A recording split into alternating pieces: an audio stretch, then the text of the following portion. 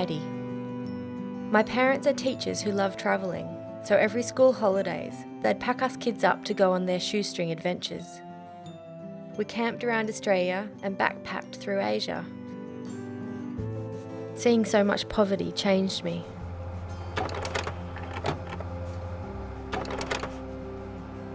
I decided I wanted to help the powerless have a voice. So I hit the road with my video camera on an adventure to find stories. Sometimes we want to say what we want. We cannot say it freely because sometimes we say like that, they will arrest us and bring us to the prison. And they kill many estimable people. The world was opening up to me in ways I never imagined. It's been like this since 8 o'clock this morning, 90,000 people an hour.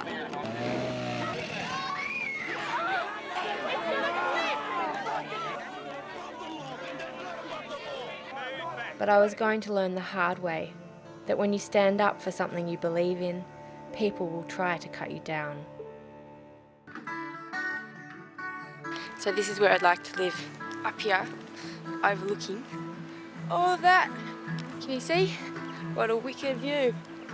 It's even nicer on fine days. How noisy are the frogs? I had long felt drawn to Tasmania and its wildness. And within weeks of arriving on the island, I was on the road again with my camera to meet the locals.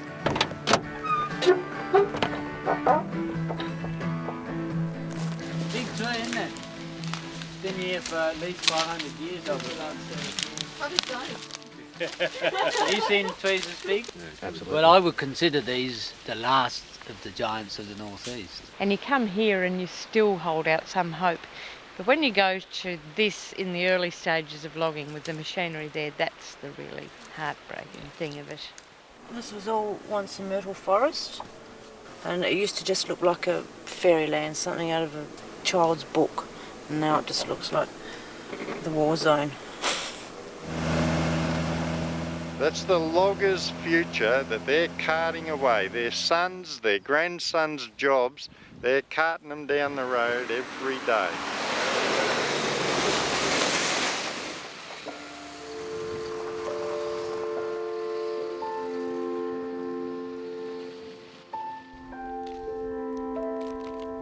Learning the forests were being wood chipped to make paper in Japan broke my heart.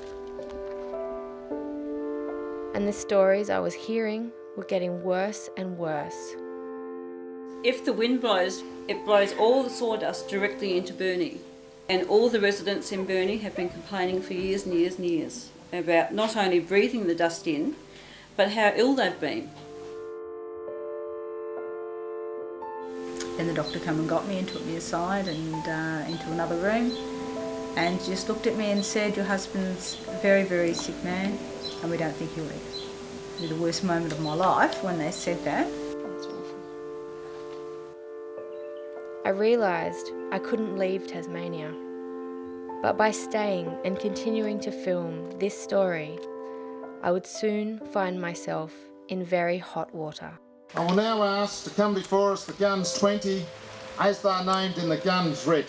First defendant, Alexander Marr.